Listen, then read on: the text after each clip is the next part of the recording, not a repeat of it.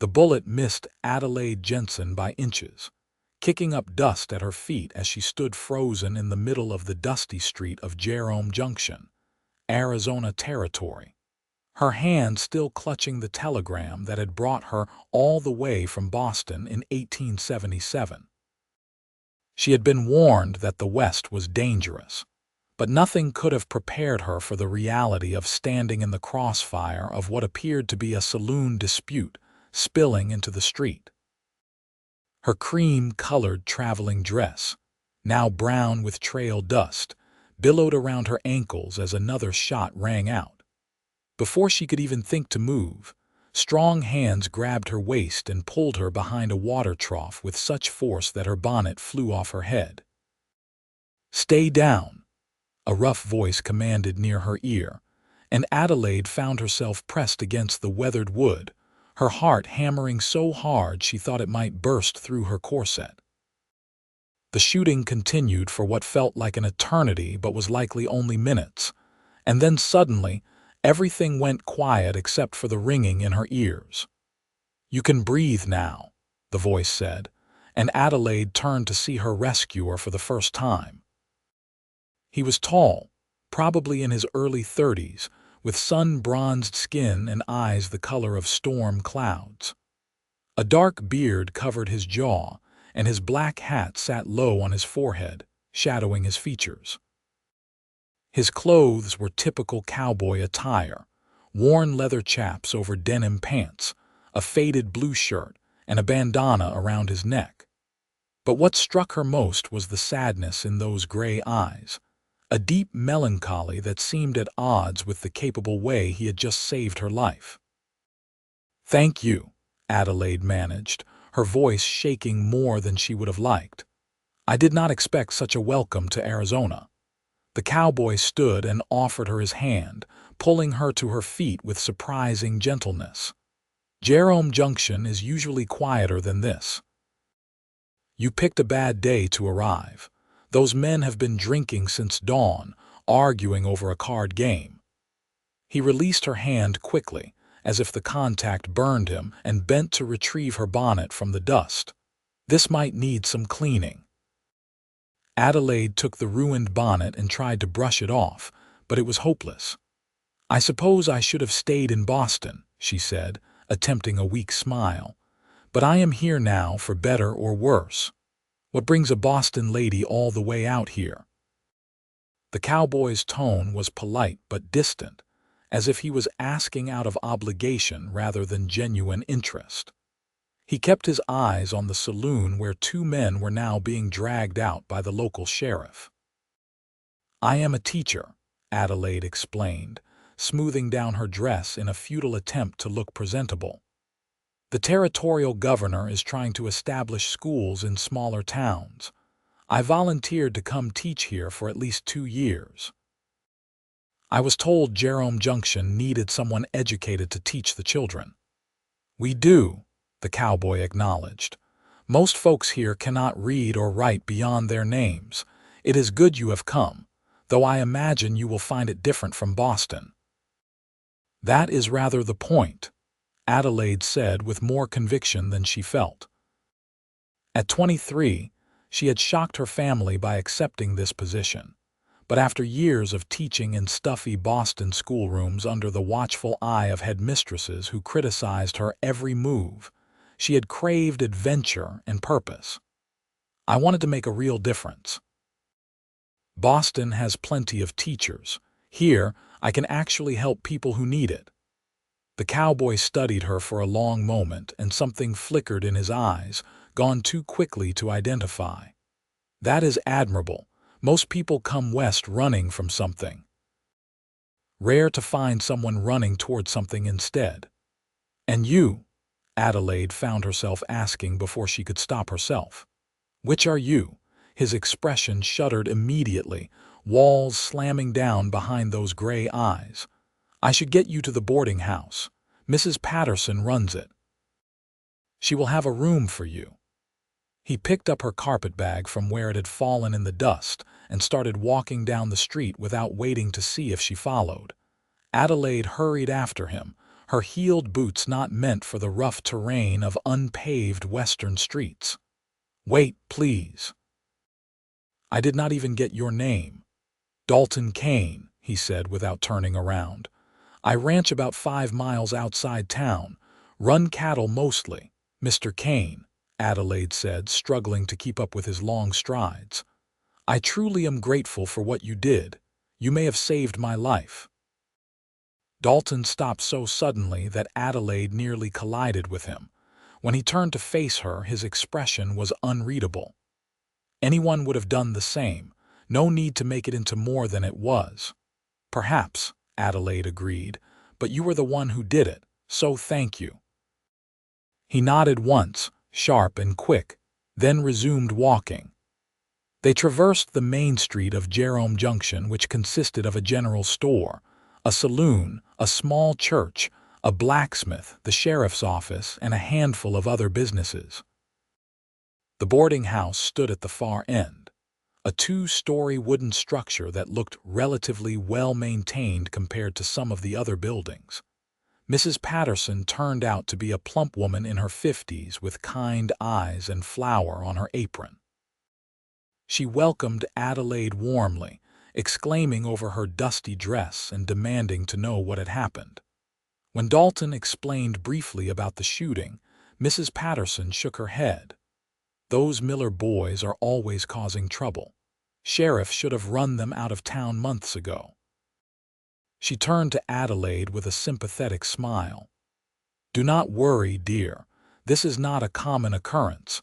Jerome Junction is actually quite peaceful most days. Let me show you to your room. You must be exhausted from your journey." Dalton set Adelaide's carpetbag down in the entrance hall. "I will be going then." "Mr. Kane," Adelaide called after him as he turned to leave. "Will I see you again?" He paused in the doorway, his broad shoulders tense. "Jerome Junction is a small town. You will see everyone again, whether you want to or not." Then he was gone, the door closing behind him with a soft click. Mrs. Patterson clicked her tongue. "Do not mind Dalton. He has been like that for years now, ever since." She trailed off, seeming to catch herself. "Well, never mind. Let me get you settled. You must be hungry. I will bring up a tray once you have had a chance to wash up." The room was small but clean, with a narrow bed covered in a patchwork quilt, a washstand with a pitcher and basin, and a window overlooking the street. Adelaide sank onto the bed, suddenly overwhelmed by everything that had happened. She had left Boston 3 weeks ago, endured a seemingly endless train journey, then a bone-rattling stage-coach ride, and arrived only to nearly be shot. And then there was Dalton Kane, the mysterious cowboy with sad eyes who had saved her life, and then could not get away from her fast enough. Mrs. Patterson returned with a tray of food and stayed to chat while Adelaide ate. The older woman was clearly delighted to have a new person to talk to and filled Adelaide in on the various residents of Jerome Junction. There were about 200 people in town and the surrounding ranches, she explained, and everyone knew everyone else's business. The school had been closed for nearly a year since the last teacher had left to get married. "The children are running wild," Mrs. Patterson said with a shake of her head. "Some of the parents try to teach them at home, but most folks here are too busy just surviving to worry about education. You will have your work cut out for you, Miss Jensen." "Please call me Adelaide," she said, warming to the friendly woman. "And I am ready for the challenge. When can I start?" "The school building needs some work," Mrs. Patterson admitted. "It has been sitting empty and the dust storms have not been kind to it, but some of the men in town have been fixing it up since we got word you were coming. Should be ready in a week or so. That will give you time to settle in and get to know people."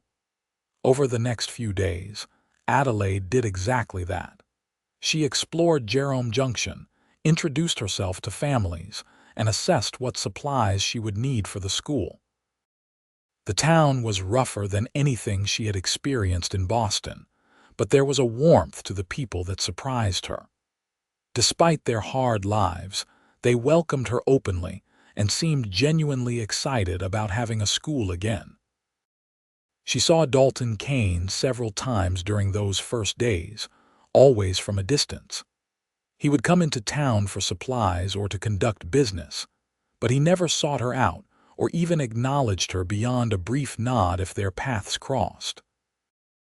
Adelaide found herself oddly disappointed each time, though she could not explain why. There was something about him that intrigued her, beyond the obvious fact that he had saved her life. It was Mrs. Patterson who finally explained Dalton's situation, though Adelaide had not asked. They were sitting on the front porch of the boarding house one evening, enjoying the cooler air after a scorching day, when Mrs. Patterson said, "You are wondering about Dalton Kane." Adelaide felt her cheeks warm. "I would not say wondering exactly. It is all right, dear. Most women who meet Dalton wonder about him. He is handsome in that rugged way and single besides. But he keeps himself apart from people, has for the last 8 years or so." "What happened 8 years ago?" Adelaide asked, curiosity overcoming propriety. Mrs. Patterson sighed. "It is a sad story. Dalton was engaged to be married to a lovely young woman named Catherine. They had known each other since childhood, and everyone in town expected them to wed. But then Catherine got sick with cholera. It swept through the whole territory that year. She died just 2 months before their wedding was supposed to happen." Adelaide's heart clenched with sympathy. "How terrible!" "It broke something in Dalton," Mrs. Patterson continued. "He was only 24 at the time, and he just closed himself off after that. Threw himself into his ranch, working from sunup to sundown. He is polite enough when you talk to him, but he never lets anyone close. There have been other women interested over the years, of course, but he never gives them any encouragement. It is like he died along with Catherine in a way. His body is still here, but his heart is in the grave with her." Adelaide watched the sunset paint the sky in shades of orange and pink, thinking about Dalton Kane and his lost love. She could not imagine that kind of devotion, that depth of feeling that would keep someone alone for 8 years. Her own experience with romance had been limited to a few awkward courtships in Boston that had gone nowhere. She had always thought herself too practical for grand passion, too focused on her work to lose her head over a man. But something about Dalton's story moved her in a way she had not expected. The school building was finally ready at the end of her first week in Jerome Junction. It was a simple one-room structure with rough wooden benches for desks and a blackboard that had seen better days. But it had a sturdy roof, windows that let in good light, and a wood stove for heat in winter. Adelaide spent 2 days organizing her supplies and preparing lessons, and on Monday morning, 16 children of varying ages showed up for the first day of school. Teaching in Jerome Junction was nothing like teaching in Boston. Her students ranged from 6 to 14, with wildly different levels of education. Some could not read at all, while others had basic skills from parents who had taught them at home. The younger children were excited and eager, but the older boys were skeptical, clearly believing that book learning was useless for their futures as ranchers and laborers. Adelaide threw herself into the work with determination, developing individual lesson plans for different skill levels and trying to make the material relevant to their lives. She taught arithmetic using cattle prices and land measurements. She had them practice writing by keeping journals about their daily lives. For reading, she used newspapers and practical documents rather than just literature. By the end of the first month, she had won over most of her students, even the skeptical older boys. Word spread that Miss Jensen was a good teacher, fair but challenging, and more families started sending their children to school. Adelaide found the work exhausting but deeply satisfying in a way her Boston teaching never had been.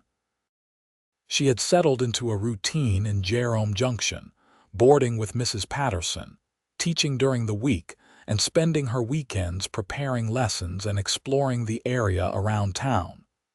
She was happy, or as close to happy as she had ever been. The only thing that bothered her was Dalton Kane's continued distance. She saw him regularly now, as he came to town every week for supplies and to pick up mail at the general store. They would exchange polite greetings, and once or twice he asked how the school was going, but he never lingered to talk. It should not have mattered. Adelaide had come to Arizona to teach, not to pursue romance. But she found herself thinking about him more than was wise, wondering what he was like beneath that wall of reserve, imagining what it would take to see him smile. One Saturday afternoon, in late October, Adelaide decided to walk beyond the town limits to a spot Mrs. Patterson had told her about, a creek with trees where people sometimes went to escape the heat.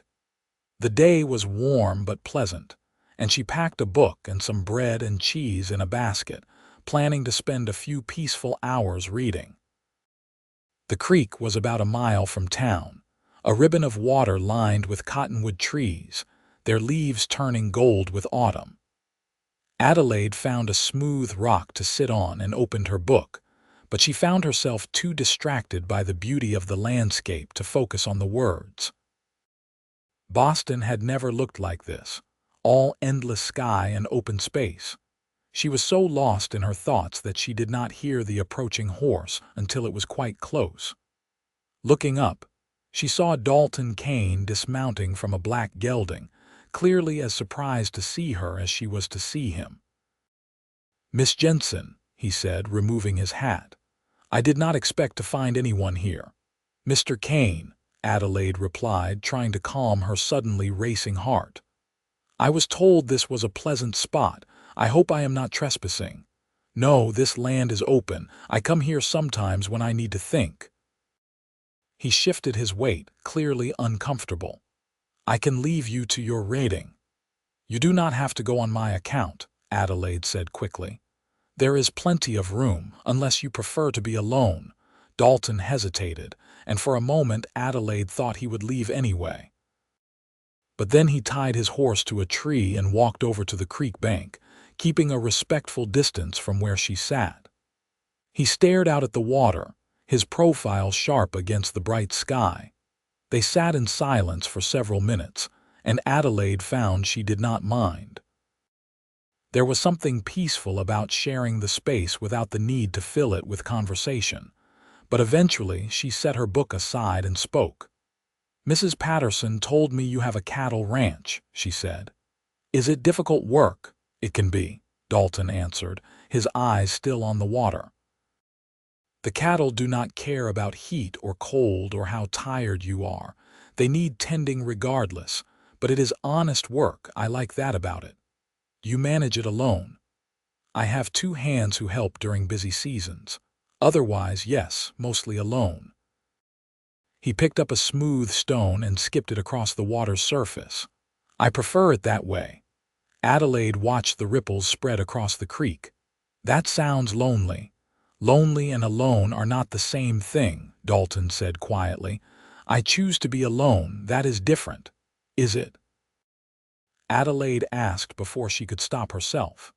"It seems to me that choosing loneliness does not make it any less lonely." Dalton turned to look at her then, really look at her, and Adelaide saw pain flash across his face before he controlled it. "What do you want from me, Miss Jensen?" The question, asked so bluntly, caught Adelaide off guard. "I do not want anything from you, Mr. Kane. I just thought we could be friends. You saved my life on my first day here. I feel connected to you because of that, I suppose."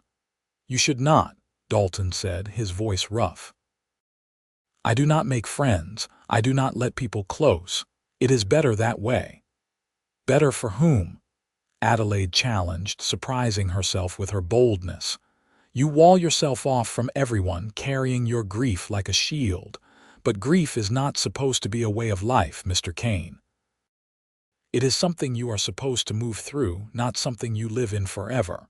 Dalton's jaw tightened. You know nothing about my grief. You are right, Adelaide admitted. I do not. I have never lost someone I loved the way you lost Catherine. But I do know that she would not want you to spend the rest of your life as a ghost, half alive and going through the motions. Do not, Dalton said sharply, presume to tell me what Catherine would have wanted. You did not know her.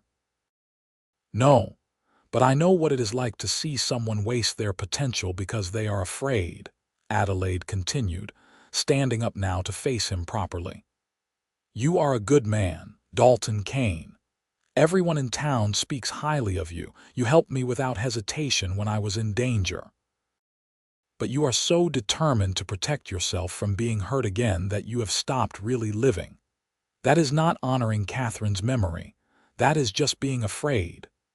Dalton stared at her, his expression a mixture of anger and something else, something raw and vulnerable. You have been here barely a month and you think you understand my life. I understand enough to see that you are lonely and sad, and that you do not have to be, Adelaide said, her own frustration rising. I am not trying to replace Catherine or make you forget her. I just thought maybe we could be friends. Maybe you could let someone in just a little. Why? Dalton demanded. Why do you care? Adelaide opened her mouth to answer and found she did not have a good explanation. Why did she care? He was right, they barely knew each other. But there was something about him that drew her, something beyond gratitude for him saving her life. Maybe it was the sadness in his eyes that called to something in her own heart. Maybe it was simply that in this new place where everything was strange, he had been the first person she really saw. I do not know, she admitted honestly.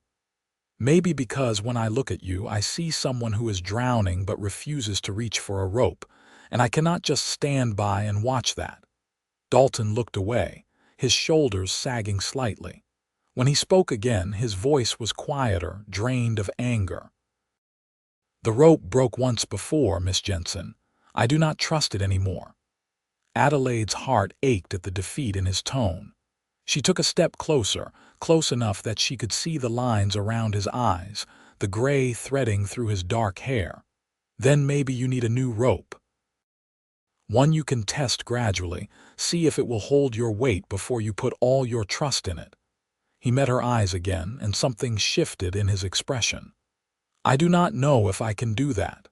You do not have to decide right now, Adelaide said gently. Just do not run away from me every time we meet. We live in the same small town. We are going to see each other. Let us at least be civil. A ghost of a smile touched Dalton's lips, the first she had seen from him. We have always been civil. Civil but distant, Adelaide corrected. I mean actually talk to each other, like human beings who might possibly become friends. Dalton considered this for a long moment, then nodded slowly. I can try, but I am not good company, Miss Jensen. I have forgotten how to be.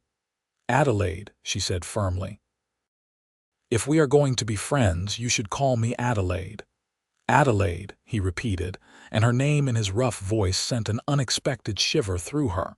Then you should call me Dalton.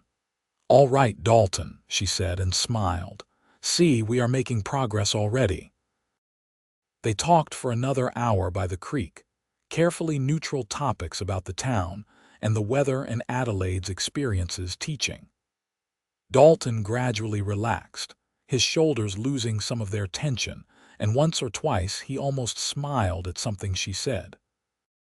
When the sun began to sink lower in the sky, he insisted on escorting her back to town, leading his horse and walking beside her. At the boarding house, he tipped his hat to her. Thank you for today, Adelaide. I cannot promise to be the friend you deserve, but I will try to be less of a ghost. That is all I ask, Adelaide said warmly. Will I see you in town next week? I come every Saturday for supplies, Dalton confirmed, Perhaps I could buy you lunch at the hotel restaurant if you would like." Adelaide's heart skipped. "I would like that very much." After he rode away, Adelaide went inside to find Mrs. Patterson watching from the window with barely concealed delight. "Well now," the older woman said, "I saw Dalton Kane walk you home, and was that a smile I detected?" "We are going to be friends," Adelaide said, knowing she was blushing. "That is all." "If you say so, dear," Mrs. Patterson said, but her eyes were twinkling. "But in my experience, when a man like Dalton Kane starts to smile again, friendship is just the beginning." Adelaide wanted to protest, but she could not deny the flutter of excitement in her chest at the thought of seeing Dalton again. She told herself firmly that it was just friendship, that he was still grieving his lost love, and she had no business thinking of him as anything more. But that night, as she lay in bed, she replayed their conversation at the creek over and over, remembering the way he said her name, the almost smile that had transformed his serious face. The following Saturday, Dalton kept his word and met Adelaide for lunch at the hotel restaurant. It was a modest establishment by Boston standards, but the food was good and the atmosphere pleasant. They talked more easily than Adelaide had expected, discovering shared opinions on books and laughing over stories about town characters. Dalton was still reserved, but the walls around him seemed slightly lower than before. It became a regular occurrence, those Saturday lunches. Over the following weeks, Adelaide saw a different side of Dalton Kane. He was intelligent and well-read with a dry sense of humor that surprised her. He asked thoughtful questions about her teaching and seemed genuinely interested in her life. And slowly, carefully, he began to share more about himself. He had grown up in Texas, he told her one afternoon, the son of a rancher who had taught him everything about cattle and horses. His family had moved to Arizona Territory when he was 18, seeking better grazing land. He had met Catherine at a church social, and they had fallen in love quickly, both young and full of dreams for the future. "We were going to build a big house on the ranch," Dalton said, staring into his coffee cup. "Catherine had it all planned out. She wanted a garden with roses and a wide porch where we could sit in the evenings. We were going to have children, fill that house with noise and laughter."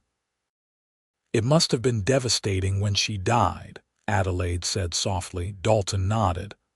"I thought my life had ended too. For a long time I wished it had. The only thing that kept me going was the ranch. The cattle still needed feeding, the fences still needed mending. So I worked, and worked, and worked, until eventually I was just numb."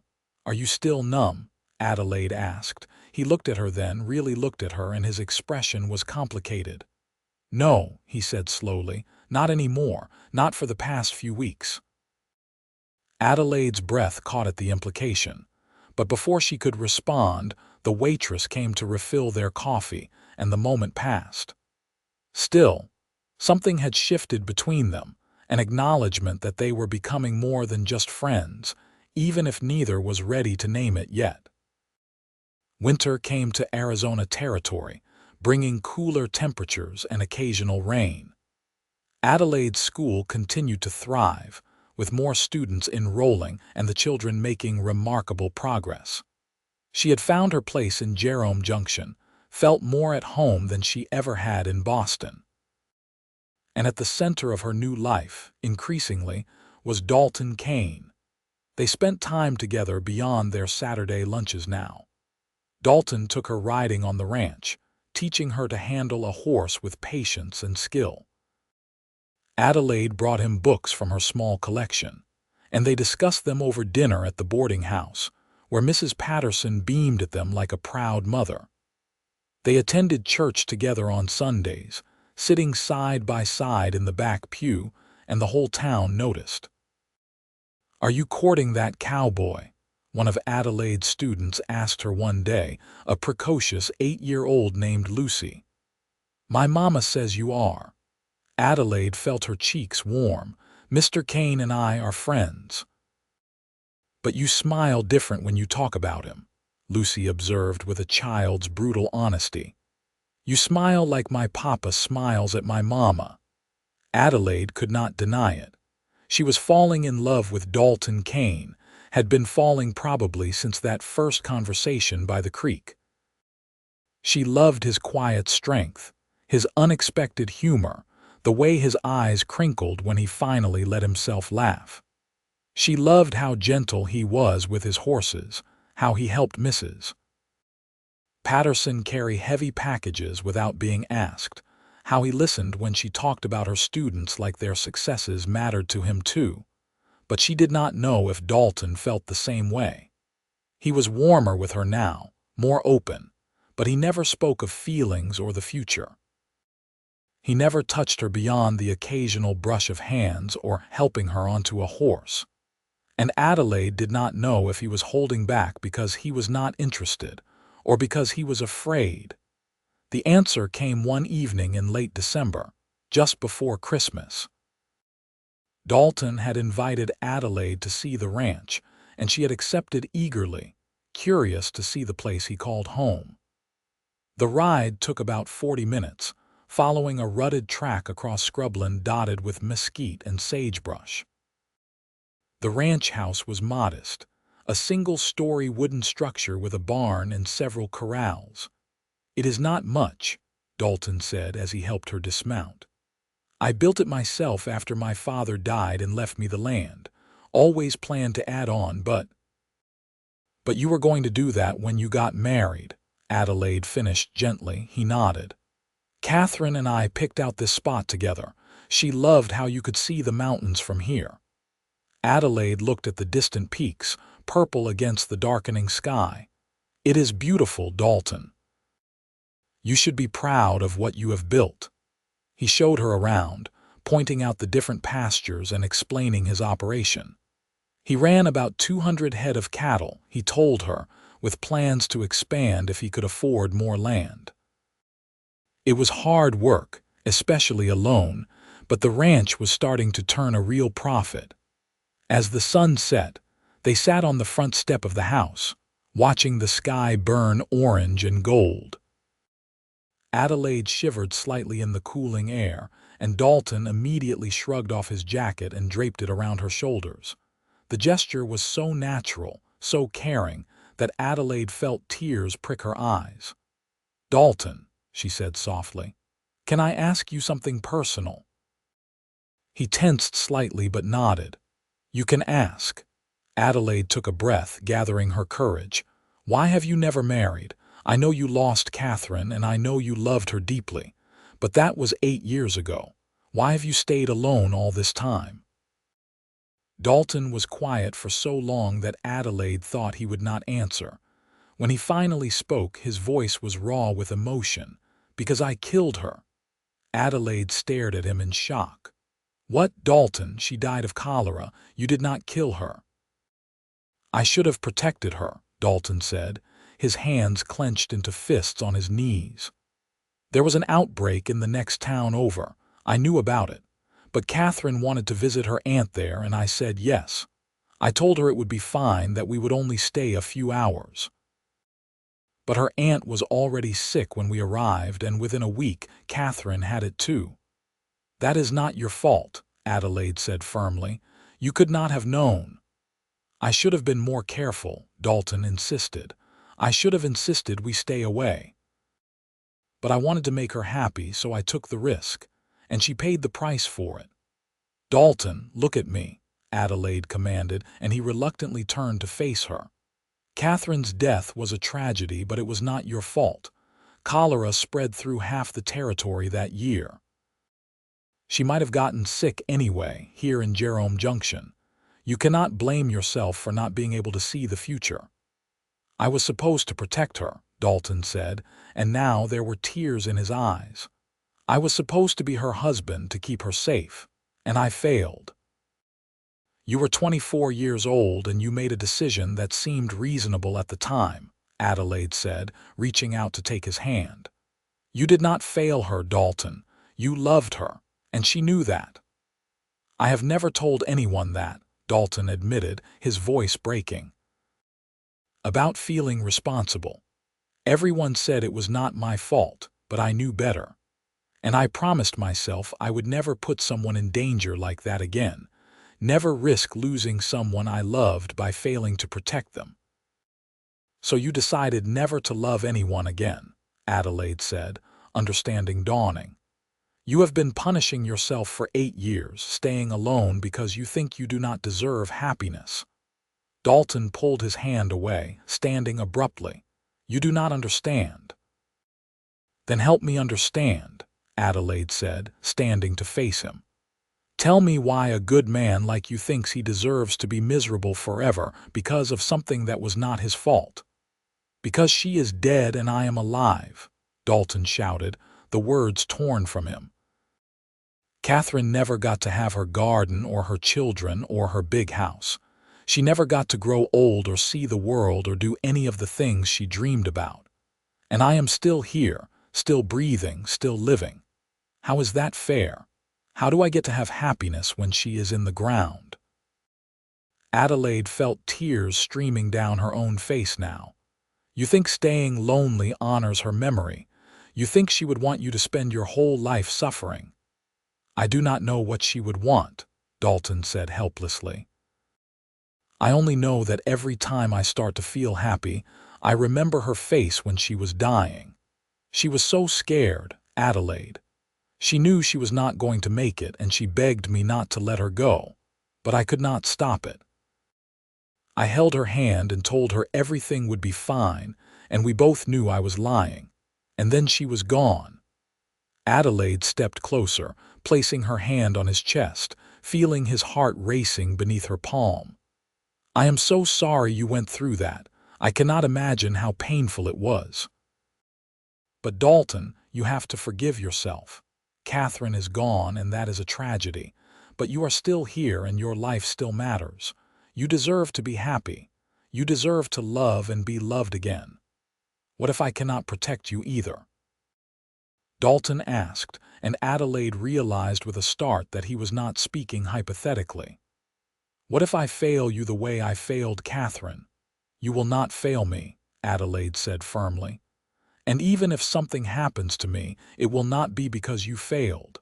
Life is full of risks, Dalton. We could avoid all of them. Never let ourselves care about anything or anyone, and die completely safe and completely alone. Or we can be brave enough to love even though we know we might lose it someday. That is what Catherine would want for you. Not for you to stop living, but to live fully, the way she never got to. Dalton looked at her, and Adelaide saw the exact moment his walls finally crumbled. He pulled her into his arms, holding her so tightly she could barely breathe, and buried his face in her hair. I am terrified, he whispered. I am so scared of losing you too. I know, Adelaide murmured, wrapping her arms around him. But I am here now, and I am not going anywhere. We will face whatever comes together. They stood like that for a long time, holding each other as the stars came out overhead. When Dalton finally pulled back, his eyes were red but clearer than Adelaide had ever seen them. He cupped her face in his hands, his touch infinitely gentle. I love you, he said, the words seeming to surprise him as much as they did Adelaide. God help me, I have fallen in love with you. I did not want to. I tried not to. But somehow you got past all my defenses, and now I cannot imagine my life without you in it. Adelaide felt joy burst through her chest like sunlight. I love you too, she said, smiling through her tears. I have loved you for weeks now, but I was afraid to say it. I thought you only saw me as a friend. I wanted to see you as only a friend, Dalton admitted. It seemed safer that way, but Adelaide, you are so much more than that. You are brave and kind and passionate about everything you do. You challenge me and comfort me and make me want to be better. You make me want to live again, really live, not just go through the motions. Then live, Adelaide said, rising on her toes to bring her face closer to his. Live with me, Dalton. Love me and let me love you back." He kissed her then, finally, his lips gentle against hers but filled with years of pent-up emotion. Adelaide melted into him, one hand fisting in his shirt while the other tangled in his hair. The kiss was everything she had imagined and more, tender and passionate and full of promise. When they finally broke apart, both breathing hard, Dalton rested his forehead against hers. "I do not deserve you," he said, "but I am going to spend the rest of my life trying to." "You do deserve me," Adelaide corrected, "and I deserve you. We deserve to be happy together." They rode back to town slowly, Dalton keeping his horse close beside hers, their hands linked between them. At the boarding house, he helped her dismount and walked her to the door, stealing one more kiss before reluctantly saying goodnight. Mrs. Patterson was waiting inside, practically bouncing with excitement.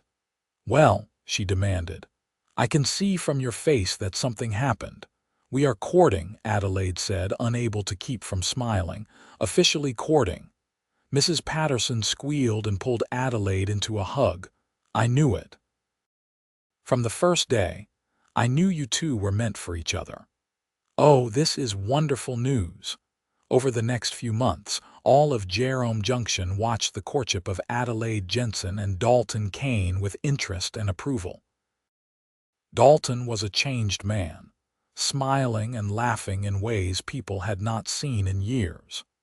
He attended Adelaide's school events, helped organize a Christmas pageant, and even joined in at community dances, which he had avoided for nearly a decade. Adelaide flourished too, her happiness evident in everything she did. Her students adored seeing their teacher so clearly in love, and the whole town seemed to take joy in the romance blooming in their midst.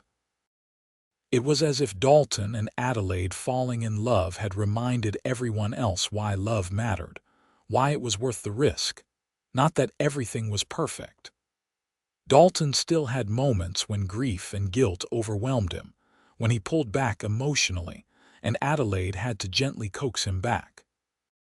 They had arguments, mostly about his tendency to be overprotective and her stubborn independence. But they worked through each challenge, learning to communicate honestly and support each other. One evening in March, Dalton took Adelaide back to the ranch at sunset. He had been nervous all day, Adelaide noticed, fidgeting and barely touching his lunch. When they reached the house, he led her around to the back, where Adelaide gasped in surprise. There, in a cleared patch of ground, wooden stakes marked out the foundation of an addition to the house. And in the space that would become the yard, someone had planted rose bushes, still small but already showing green leaves. "I know it is not finished yet," Dalton said, his voice uncertain, "but I wanted you to see what I have been working on. The addition will have 2 more bedrooms and a proper parlor. And the roses, well, you mentioned once that you liked roses." Adelaide turned to him with tears in her eyes. "Dalton, this is beautiful." "It is for you," he said, and dropped to one knee right there in the dirt, pulling a small velvet box from his pocket. "Adelaide Jensen, you brought me back to life when I thought I was already dead. You showed me that I could love again, that I could be happy again. You are brave and brilliant, and you make every day better just by being in it. Will you marry me? Will you help me fill this house with noise and laughter and all the dreams I thought I had lost forever?" Adelaide could barely see him through her tears, but she nodded vigorously. "Yes," she managed. "Yes, of course I will marry you." Dalton slid the ring onto her finger, a simple gold band with a small diamond, then stood and swept her into his arms, spinning her around while she laughed and cried at the same time. When he set her down, he kissed her thoroughly, and Adelaide felt like her heart might burst from happiness. "I cannot believe this is real," she whispered against his lips. "I came to Arizona to teach, and I found everything I never knew I needed." "I know the feeling," Dalton said, his gray eyes warm with love. I thought my story was over, but you gave me a new beginning." They were married in late April in the little church in Jerome Junction, with what seemed like the entire town in attendance. Mrs. Patterson cried through the whole ceremony, and several of Adelaide's students presented them with handmade gifts. Adelaide wore a simple white dress that she had sewn herself with Mrs. Patterson's help, and Dalton wore a new suit that the tailor had made special for the occasion. When Reverend Morrison pronounced them husband and wife, Dalton kissed Adelaide with such tenderness that there was not a dry eye in the church. The reception afterward was held in the town hall, with food and music and dancing that lasted well into the night. It was a joyful celebration, the whole community coming together to honor the couple who had reminded them all what love looked like. Adelaide moved to the ranch after the wedding, though she continued teaching in town, riding in each morning and back each evening. The routine worked well, giving her the work she loved while also building a home with Dalton. The addition to the house was completed by summer, and Adelaide threw herself into making it truly theirs, hanging curtains and arranging furniture and tending the growing rose garden. Life settled into a comfortable rhythm. Dalton worked the ranch with Adelaide often helping in the evenings, learning to tend cattle and mend fences. They spent their nights talking and reading together, or sometimes just sitting on the porch watching the stars. They learned each other's rhythms and habits, the small intimacies of marriage that built a foundation stronger than any spoken vow. In the fall, Adelaide discovered she was pregnant. She told Dalton one evening after dinner, watching his face carefully, unsure how he would react given his past. For a moment he looked terrified, and Adelaide saw all his old fears rising to the surface. But then he placed his hand gently on her still flat stomach, and when he looked up at her, his eyes were filled with tears of joy. "We are going to have a baby," he said wonderingly. "Adelaide, we are going to be parents. Are you happy?" Adelaide asked, needing to hear him say it. "I am terrified," Dalton admitted. "But yes, I am happy. So happy I can barely believe it is real. The pregnancy was not easy." Adelaide suffered from terrible morning sickness in the first months, and Dalton hovered anxiously, his protective instincts in overdrive. Adelaide had to firmly remind him that pregnancy was not an illness, and she could still teach and help around the ranch. But she appreciated his concern, knowing it came from love even when it drove her crazy. She taught through her 7th month, finally stopping only when she could no longer comfortably ride to town every day. The school board had already found a temporary replacement for her, a young man from Tucson who would teach until Adelaide was ready to return. Adelaide spent her last weeks of pregnancy preparing the nursery in one of the new bedrooms, sewing tiny clothes and reading every book about babies she could find. Dalton made a cradle with his own hands, working on it secretly in the barn and presenting it to Adelaide one evening. It was beautifully crafted, smooth and sturdy, with their initials and the baby's expected birth date carved into the headboard. Adelaide cried when she saw it, hormones and love making her more emotional than ever. Their son was born on a warm day in May, delivered by the midwife from town with Dalton pacing anxiously outside until Adelaide finally yelled at him to come in and be useful. The birth was long and difficult, and there were moments when Dalton's face went white with fear, but Adelaide was strong and determined, and finally, their baby boy entered the world with a lusty cry that echoed through the ranch house. "He is perfect," Dalton breathed, cradling the tiny bundle with infinite care. "Adelaide, he is perfect." They named him Daniel after Dalton's father, and from the moment he was born, he had both his parents wrapped around his tiny fingers. Dalton was a devoted father, getting up for nighttime feedings and changing diapers without complaint. He talked to Daniel constantly, telling him about the ranch and the cattle and all the things they would do together when he was older. Adelaide watched her husband with their son and fell even more in love with him. This was what she had given him, she realized. Not just love and happiness, but a future. Children and laughter and noise filling the house. All the dreams he thought he had lost with Catherine remade into something new with Adelaide. She returned to teaching when Daniel was 6 months old, bringing him with her to school where he slept in a basket while she taught. The children were delighted to have a baby in the classroom, and Adelaide's older students took turns helping care for him. It was unconventional, but it worked for their family, and Adelaide was grateful that she did not have to choose between her calling and her son. When Daniel was 2, Adelaide got pregnant again, and this time a daughter was born whom they named Dorothy. She had Dalton's gray eyes and Adelaide's dark hair, and she was just as loved as her brother. The house that had once been so quiet was now filled with the sounds of children playing, exactly as Dalton and Catherine had once dreamed, though in a way neither of them could have imagined. Years passed, happy and full.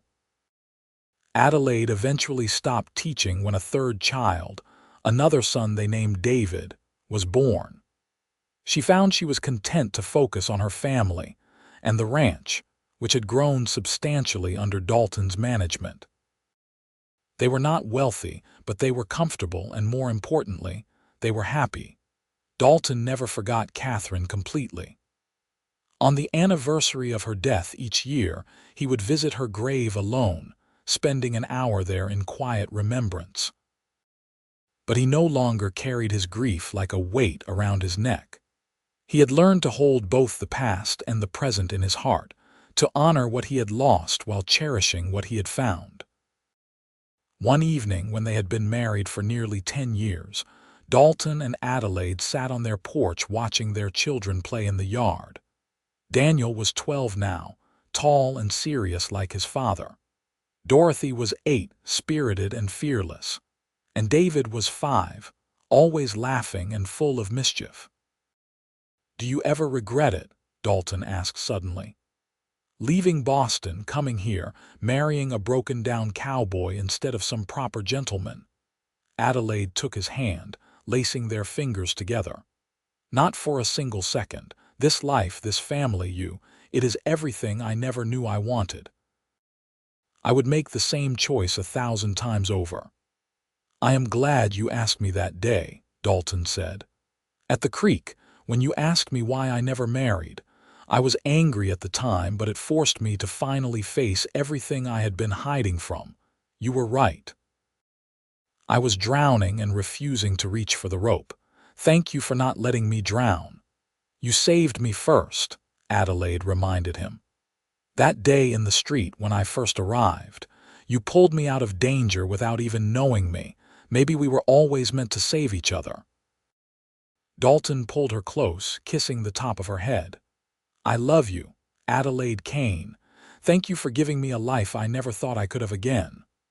"I love you too," Adelaide said, watching their children and feeling a contentment so deep it almost hurt. "Thank you for letting me in, even when you were scared. Thank you for choosing to live." As the sun set over the Arizona landscape, painting the sky in brilliant colors, the Kane family gathered on the porch for dinner, their laughter and conversation carrying across the ranch. The roses in Adelaide's garden bloomed full and fragrant, and somewhere in the distance, cattle lowed as they settled for the night. It was not the life Adelaide had planned when she left Boston, and it was not the life Dalton had dreamed of with Catherine. But it was their life, built together from grief and hope and the courage to love again. And it was, in its own way, absolutely perfect. In town, Jerome Junction continued to grow and prosper. Adelaide's school thrived under new teachers she had trained, and Dalton's ranch became one of the most successful in the region. But more than their professional successes, Dalton and Adelaide were known for their love story. the Boston teacher and the grieving cowboy who found each other and built something beautiful from broken pieces. Young women would sometimes ask Adelaide for advice about love, and she would always tell them the same thing. Be brave enough to reach for someone who is drowning, and if you are the one drowning, be brave enough to take the hand that is offered. Love is not about being perfect or protecting yourself from ever being hurt. It is about being willing to be vulnerable, to risk everything for the chance at something real. And men who had lost wives or sweethearts would sometimes seek out Dalton, asking how he moved forward. He would take them to the cemetery, to Catherine's well-tended grave, and he would say, "Honor them by living fully, not by dying slowly. They are gone, and that will always hurt. But you are still here and your life still matters. Do not waste it on grief that has nowhere to go. Find a way to carry your love forward, to let it transform into something that gives you strength instead of something that holds you back." It was advice born of hard experience, and it helped more than one heartbroken soul find their way back to the light. As their children grew, Dalton and Adelaide told them about Catherine, wanting them to understand the full story of their family. They explained that sometimes people could love more than once in a lifetime, and that new love did not erase old love. It just added to the total amount of love in the world. Daniel especially was fascinated by the story, asking questions about what his father had been like before, trying to understand the man he had been compared to the father Daniel knew. "You miss who you were then?" Daniel asked once, "before Catherine died." Dalton considered the question carefully. "I miss being that young and innocent, thinking nothing bad could ever happen. But I do not miss who I became after she died, the ghost I turned into. If I could go back and change things, save Catherine somehow, I would. But I cannot. And the man I am now, the husband to your mother and father to you children, that man only exists because of everything I went through. So no, I do not miss who I was. I am who I need to be right now." When Adelaide turned 40, Dalton threw her a surprise party at the ranch, inviting everyone from Jerome Junction and the surrounding areas. It was a beautiful spring day, and the house and yard were decorated with wildflowers and ribbons. Adelaide was genuinely shocked when she arrived home from a shopping trip to town to find dozens of people gathered, all shouting surprise. "I cannot believe you did this," she said to Dalton, tears in her eyes as she looked around at the smiling faces of friends and neighbors. "This is wonderful." "You deserve to be celebrated," Dalton said, wrapping his arm around her waist. "You have done so much for this town, for me, for our family. It is time we all got to tell you how much you mean to us." Person after person stood up to give speeches about how Adelaide had impacted their lives.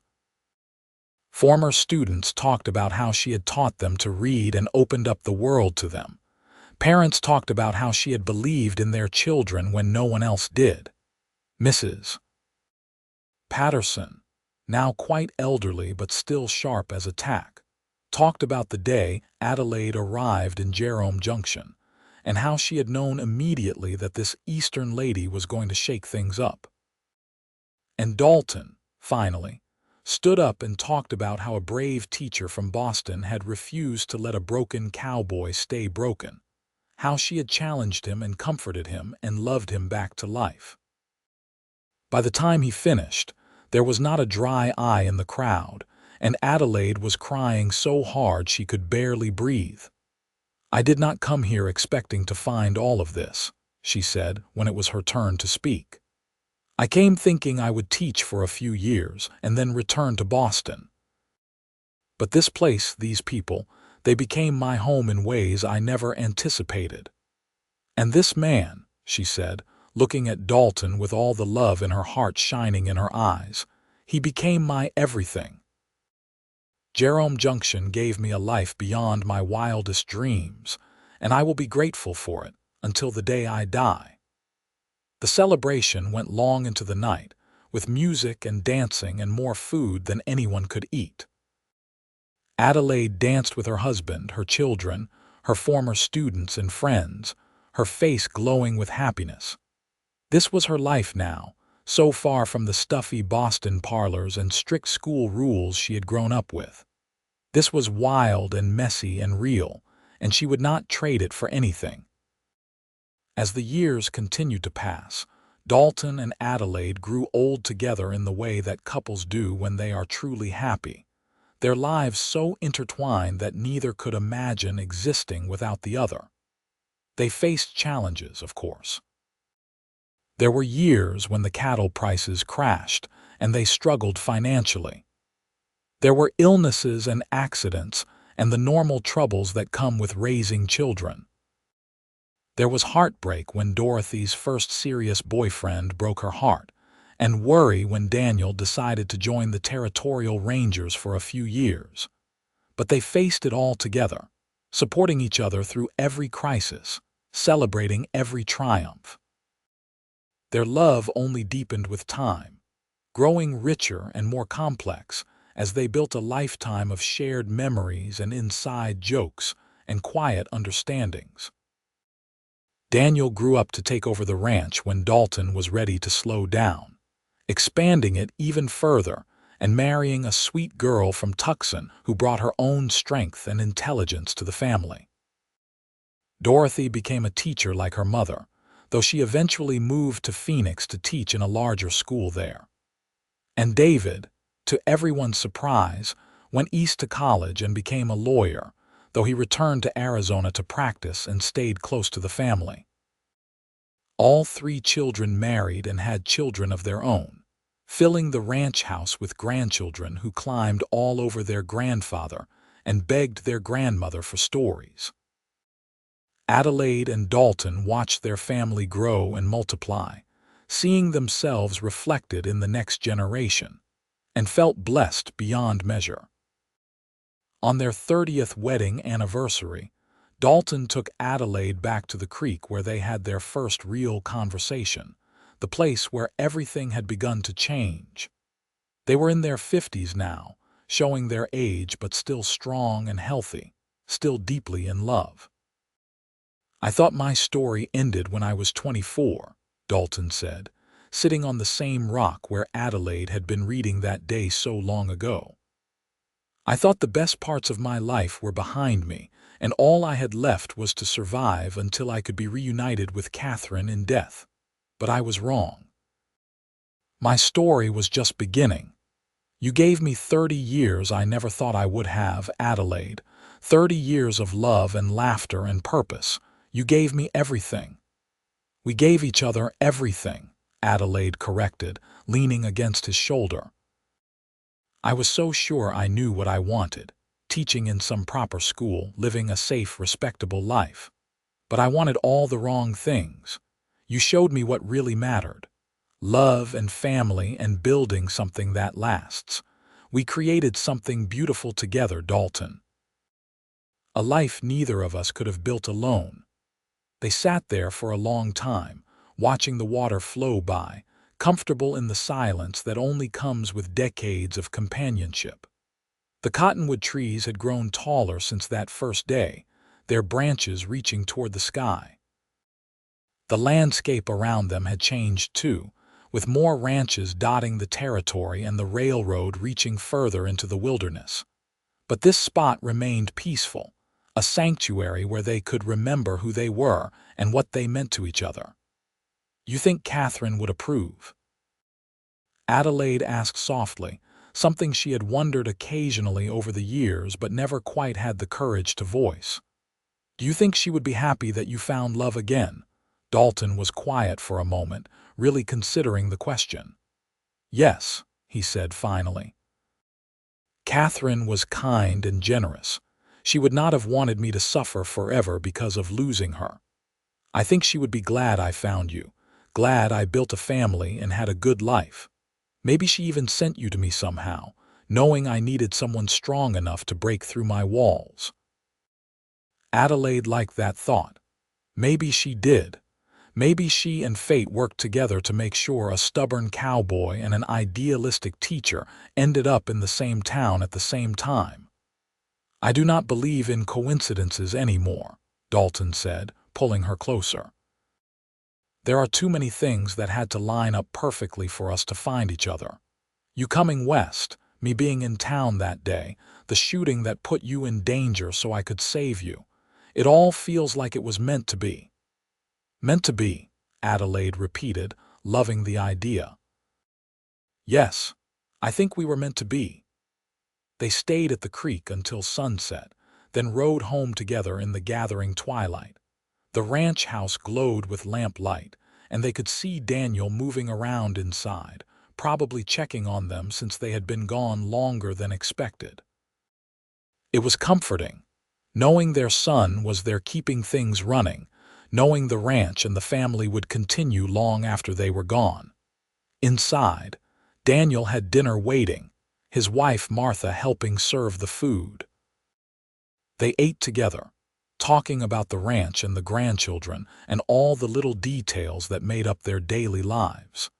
It was ordinary and domestic and absolutely perfect, exactly the kind of evening Adelaide and Dalton had learned to cherish. That night, lying in bed with Dalton's arms around her, Adelaide thought about the journey that had brought them here. From that first terrifying day in Jerome Junction to this moment of complete peace and contentment, it had been quite a ride. She had taken a chance coming west, and that chance had given her everything she held dear. "I love you," she whispered into the darkness, "more than words can say." "I love you too," Dalton murmured back, his voice drowsy, "always and forever." They fell asleep like that, wrapped around each other, two people who had found home in each other's arms. Outside, the Arizona night was clear and cool, stars scattered across the sky like diamonds. The cattle were quiet in the pastures, the horses dozing in the barn.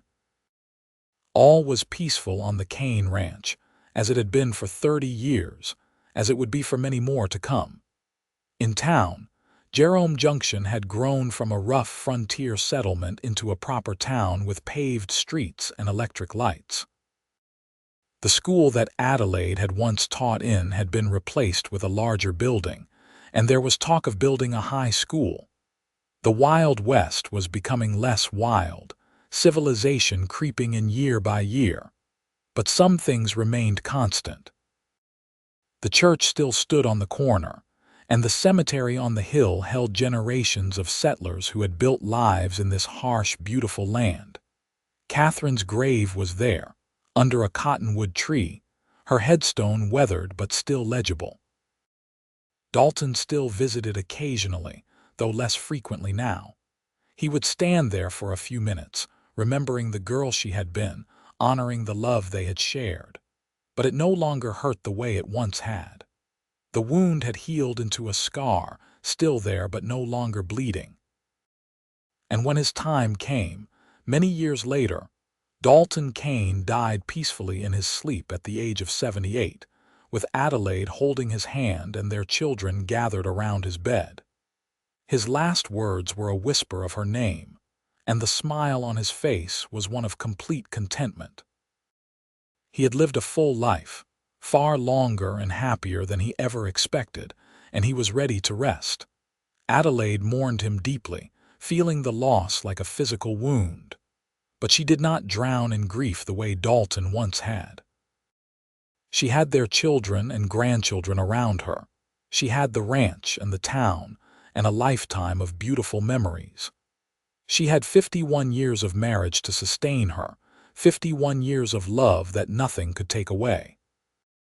She lived another 10 years, surrounded by family, teaching her grandchildren to read and telling them stories about their grandfather and the early days in Arizona. She talked about courage and love and second chances, lessons she had learned the hard way. And when she finally passed at the age of 84, she went peacefully, ready to be reunited with the man she had loved so deeply. They buried her next to Dalton on the ranch they had built together, under the shade of a rose bush grown tall and wild over the decades. And on her headstone, their children inscribed words that Adelaide had once said to Dalton: "Be brave enough to love, even when you are afraid." Jerome Junction remembered them for generations after, the teacher from Boston and the cowboy who had almost given up on life. Their story became legend, told and retold to show that love could heal even the deepest wounds, that second chances were possible, that sometimes the bravest thing you could do was open your heart one more time after it had been shattered. The ranch stayed in the family, passed down through their children and grandchildren, each generation adding to the legacy that Dalton and Adelaide had started. The house was expanded again and again, but the original structure remained at the heart of it, the rooms where Dalton and Adelaide had loved and laughed and raised their family. And the rose garden, Adelaide's beloved roses, continued to bloom every spring without fail, a living reminder of love that endured beyond death. In the end, it was a story about hope, about a man who thought his life was over finding the courage to begin again, about a woman brave enough to reach for someone drowning in grief and pull them back to shore, about two people who should never have met finding each other against all odds and building something beautiful from broken pieces. It was a love story set against the backdrop of the Wild West, in a time when life was hard and uncertain, when survival took all your strength and there was little left over for romance. But they had made room for love anyway, because love was what made survival worthwhile. Love was what turned a house into a home, a man into a husband, a life into a legacy. And decades after they were gone, when their great-grandchildren visited the ranch and saw the faded photographs on the wall, they would point to the picture of a stern cowboy and a smiling teacher and ask to hear the story again. And someone would tell it, about the day Adelaide Jensen arrived in Jerome Junction and met Dalton Kane, about how she asked him why he never married, and his answer about lost love made her cry, and how that conversation changed both their lives forever. Because some love stories are too beautiful to forget, too powerful to fade with time. They echo through the generations, reminding us that hearts can heal, that second chances exist, that love is always worth the risk. The story of Dalton and Adelaide was one of those rare tales, a testament to the enduring power of hope and the courage it takes to love again after loss. And so it lived on, passed down through the years, a gift from two people who had found each other in the most unlikely of places and built a life that mattered. Their ranch still stood, their roses still bloomed, and their love remained, an eternal flame that time could never extinguish.